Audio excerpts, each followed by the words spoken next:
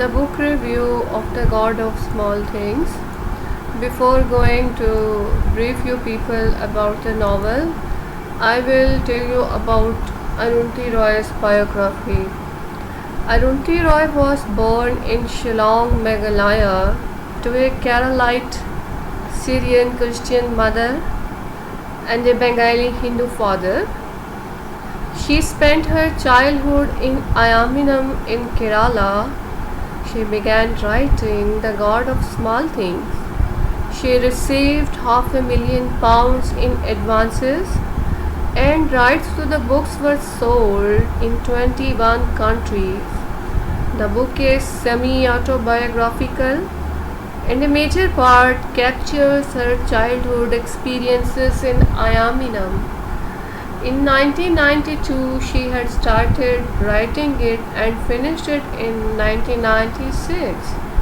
Roy was awarded the Sydney Peace Prize in May 2004 for her work in social campaigns and advocacy of non-violence. Characters in The God of the Small Things. This novel has been set in the state of Kerala. She has designed the characters to show that all the humans suffer a lot. The characters have been deprived from their rights. By result, they tend to rebel against the social norms and folk ways. Social pressure is inbuilt in their psyche, and the result of such pursuit is destruction. All of the major characters underwent depression and anxiety, which has caused frustrated characters. They do not play good role for society all in all. Theme of The God of Small Things. The central idea of this novel is that every character, whenever it has gained power, has tried to become the god of small creatures. No one bothers about the love connections, rather self-centered rooted love has caused destruction. No one is going to sacrifice. Everyone considers other millstone around neck an obstacle. Each of them want affection and love that was denied. No one was willing to surrender for others. Mother, Ammu, what's her love? This also shows that Chaku has all the privilege and Ammu's life was a total deprivation. It has created fears in Ammu's life. She wants to run away from the people and ultimately she has to come back to them. Escapism tendencies in Ammu has caused a total ruin. The character of Mamachi is also very interesting, although it is a minor character. It is not the leading character in the novel, but it has knitted the whole characters all together. Mamachi is an independent woman who runs her own factory. Still, she is beaten by her husband, as it is a norm, a custom, to bear the cruelty and injustice caused by the man. Because the man in this particular society behave like the gods of the woman. Mamachi is very concerned mother whose all life has been spent to look after her young ones. She also prefers Chaku. Chaku being the male person of the society. The women in the society first give extraordinary love to the boys. When they become husbands, they cannot bear an independent woman standing in front of them, challenging their impotency.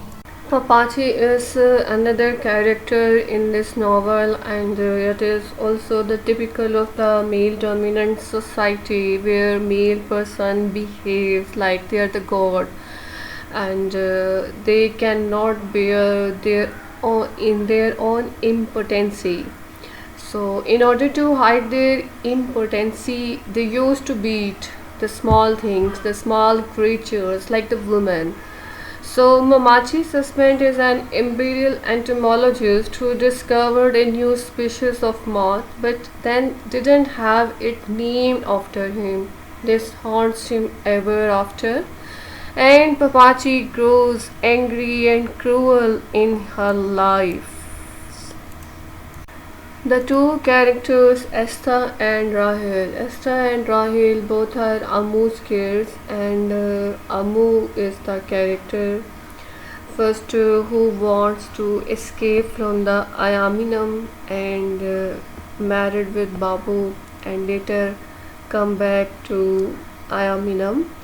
And in the upcoming events in the novel tells us that she is going to fall in love with Vilutha, the low caste and untouchable. And in this whole parameter and design of the novel, these two kids have been ignored totally by father and partially by mother as well. So these two characters are ignored, deprived characters, and these are also the protagonist of the novel as well. Rahel is an energetic, imaginative girl. She and Esther are close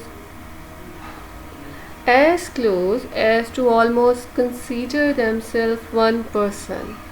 Both are associated to each other to the extent when Rahel came back to know that Esther, after 23 years, came back to Ayaminam. She also came back to Ayaminam as well. She wants to make Esther speak, who has quit speaking, and reaffirms closeness by having sex. This shows how fragile family institution in India is, and reality is hidden behind the veils. It's a Roy debut novel, and this debut novel got a Booker Prize after a year of its publication. And this is going to tell the worth of the novel itself. Roy is a pessimist writer who leads the characters towards tragic end. But I did not agree about her love-related philosophy, as love never casts destruction and death. Love is selfless, whereas characters in this novel are pursuing for their own desires. Even Ammu, mother, calls her children millstones around her neck. If the writer portrays mothers in this way, even so it's a reality. People or folk will adopt these roles, and trust on the selfless love of mothers would be lost. Although post-colonial literature shows impression of English people over masses of subcontinent, but family institution should not be destroyed by the author in terms of Esther and Rahel. This is my opinion on